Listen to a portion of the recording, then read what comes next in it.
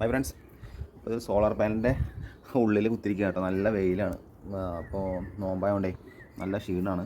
അപ്പോൾ ഇതിൻ്റെ മുകളിൽ ഒരു ഫ്ലോട്ട് ഉണ്ട്. അത് ഗാർഡനിക്ക് വെച്ചതാണ്. അത് ഓവർഫ്ലോ ആയി പോകുന്നുണ്ടായിരുന്നു. അപ്പോൾ നോക്കാൻ വേണ്ടി വന്നതാണ്. നോക്കുമ്പോൾ എന്താ കഴിഞ്ഞാൽ അതിൻ്റെ ഇതിൽ ചുറ്റി കിടക്കായിരുന്നു. അപ്പോൾ അതൊന്ന് ശരിയാക്കാൻ വേണ്ടി മോട്ടർ ഓൺ ആക്കിയിട്ട് കാണാൻ ഒരു 15 മിനിറ്റ് വരെ വെയിറ്റ് ചെയ്യാനല്ലോ.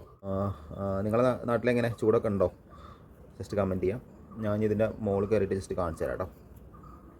അപ്പോൾ ഏകദേശം ടാങ്ക് നിറയാനായി ഉണ്ടാവും. ഇപ്പോൾ 2 ടാങ്ക് കേട്ടോ, സ്റ്റീൽ ടാങ്കും. ഇത് സ്പ്രിംഗ്ലറിന് മാത്രമുള്ള ടാങ്കാണ്. അപ്പോൾ എന്താ സംഭവം വെച്ച് കഴിഞ്ഞാൽ ഈ സാധനത്തിനൊന്ന് മാറ്റി കെട്ടി. പിന്നെ അവിടെ ഒരു വാട്ടർ തൊട്ടൊരു ബോൾ ഉണ്ടായിരുന്നു, അതിലും കൊടുക്കണ്ടായിരുന്നു. അതിൽ വെള്ളമൊന്നും വരുന്നില്ല. അപ്പോൾ അത് ഡിസ്കണക്ട് ചെയ്തു. അപ്പോൾ അവർക്ക് ബോർവെല്ലിൽ നിന്ന് മാത്രമാണ് ഇത് അടിക്കുന്നത് കേട്ടോ.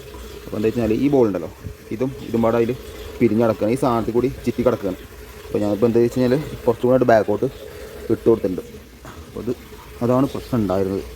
അപ്പോൾ ഇതുവരെ പ്രശ്നം ഉണ്ടായിരുന്നില്ല. അന്നൊരു ദിവസം ഉണ്ടായിരുന്നു. അന്ന് ആ ബോളിൽ ചുറ്റി കിടക്കുകയായിരുന്നു. ആ ബോൾ ഊരിട്ടു. ഈ എൻ്റെ ഒരു കാഴ്ചപ്പാടിൽ ഫ്ലോട്ടുള്ള സ്ഥലങ്ങളിൽ ഇനി അടുത്ത സൈറ്റിൽ ഞാൻ ചെയ്യാൻ പോകുന്നത് ഈ സാധനം ഒന്ന് കട്ട് ചെയ്ത് കളയും കേട്ടോ. ഇതുകൊണ്ട് വലിയ ഉപയോഗമൊന്നും ഉണ്ടാവില്ല, കാരണം അത് ചളിയൊന്നും പോവില്ല.